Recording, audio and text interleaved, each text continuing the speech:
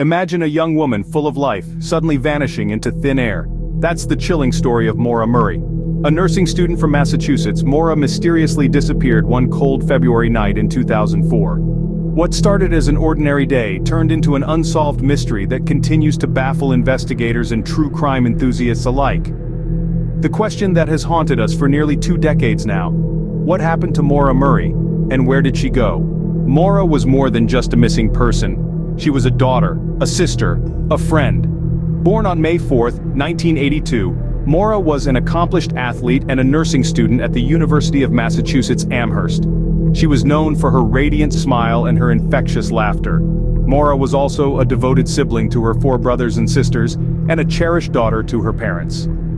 However, Maura was not devoid of struggles. Just days before her mysterious disappearance, she was involved in a car accident in Hadley, Massachusetts.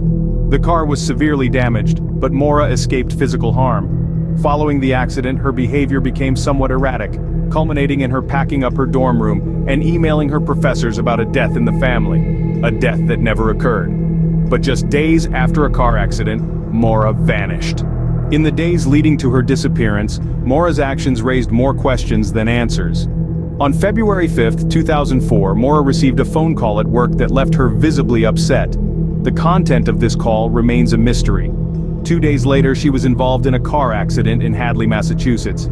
The very next day, Maura emailed her professors and work supervisor, citing a death in the family and stating she'd be out of town for a week. There was, however, no death in the family. Maura then packed her car with clothes, toiletries, college textbooks, and a MapQuest printout for directions to Burlington, Vermont. On February 9th, Maura withdrew almost all her money from an ATM, bought liquor, and embarked on a journey in her black Saturn sedan. Her last known location was on Route 112 in Haverhill, New Hampshire, where her car was found crashed into a snowbank. And then, on February 9, 2004, Maura Murray disappeared. The investigation into Maura's disappearance was fraught with dead ends and unanswered questions. From the get-go, law enforcement faced an uphill battle. With no witnesses to the accident and Maura seemingly vanishing into thin air, the search for clues became a desperate race against time. Investigators followed every lead, no matter how minuscule, hoping to find the thread that would unravel the mystery of Maura's disappearance. They questioned locals, retraced her steps, and dissected her final moments before the crash. A slew of suspects were considered, from local residents to more sinister figures, but none led to concrete answers.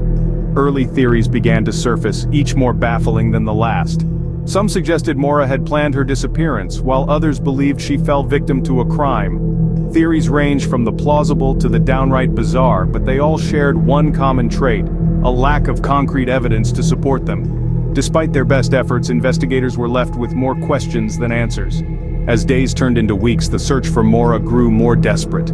The quest to find Maura was an exhaustive effort, marked by determination and hope. Law enforcement, the Murray family, and a host of volunteers all banded together, united by a singular purpose: to find Maura. The police, with their trained dogs and specialized equipment, combed the dense New Hampshire woods where Maura's car was found.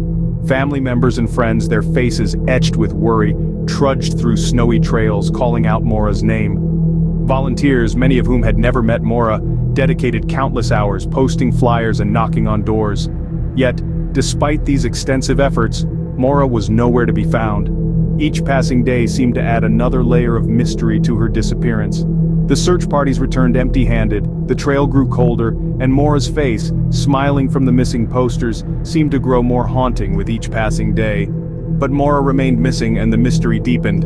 In the absence of concrete evidence, theories about Maura's fate began to circulate. As with any mystery shrouded in uncertainty, the disappearance of Maura Murray sparked a whirlwind of speculation and conjecture. The theories ranged from the plausible to the downright bizarre. Some believed that Maura, burdened by personal issues, might have chosen to start a new life under a different identity. This theory was fueled by her seemingly intentional disappearance and the subsequent lack of any trace. Others hypothesized that Maura fell victim to a crime of opportunity. Perhaps she was abducted by a passerby after her car accident, which would explain the sudden disappearance from the accident scene. A more sinister theory suggested that Maura might have been targeted by someone she knew. This theory, while chilling, lacked any substantial evidence to support it. A final theory posited that Maura succumbed to the harsh winter elements after the accident, her remains yet to be discovered in the dense New Hampshire woods. But without solid evidence, these remained mere speculations. The media played a crucial role in keeping Maura's case in the public eye. From local news outlets to national television broadcasts, the story of Maura's mystifying disappearance was shared far and wide. The media's coverage was instrumental in informing the public and generating leads. It was the media that painted a picture of Maura's life, her dreams, and the baffling circumstances leading to her disappearance. In the digital age, internet sleuths and online communities also played a significant part. They kept the case alive, dissecting every detail and discussing various theories. Podcasts and documentaries dedicated to Maura's case proliferated, drawing in a wider audience and keeping the conversation going. However, with the media spotlight came speculation and conjecture, often muddying the waters of truth. Despite the intense scrutiny, no definitive answers have been found. The media's role in Maura's case is a double-edged sword, bringing both awareness and confusion. Despite the media attention, Maura's case remains unsolved.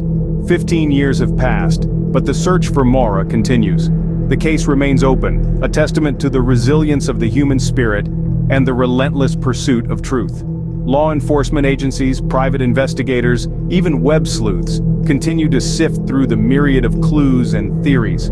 Just last year, a new lead emerged. A local resident came forward claiming to have seen a woman fitting Maura's description on the night of her disappearance. This lead, like many others, was thoroughly investigated, but sadly, it didn't bring us any closer to finding Maura. Despite the lack of breakthroughs, efforts aren't slowing down. The search for answers persists, fueled by a community united in their quest for closure.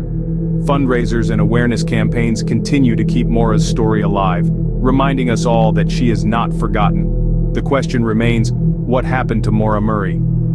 The case of Maura Murray is a stark reminder of the countless missing persons cases that remain unsolved. As we unravel this mystery, it's crucial to keep the conversation alive, continue questioning, and never lose hope. Remember, every piece of information counts. Keep Maura's story alive. Someone, somewhere knows something. Thank you for joining us on this journey into the mystery of Maura Murray's disappearance. Sources are listed below. Stay aware, stay vigilant, and as always, stay curious.